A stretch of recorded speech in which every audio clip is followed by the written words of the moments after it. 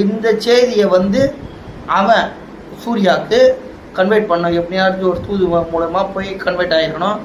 அப்போ சூர்யா சொல்லணும், நம்ம இதுவரையும் எதிர்த்து வந்தவங்க எதிரி தான், ஆனால் நம்ம இனி எதுக்க போகிறது நம்ம கூடவே இருந்த எதிரியாகவும் துரோகியாகவும் மாறின ஒருவன், அவன் எதுக்கும் பயப்படாதவன், கருணையே இல்லாதவன் அப்படின்னு சொல்லி அப்படியே படத்தை முடிச்சிருந்தாங்கன்னா ஒரு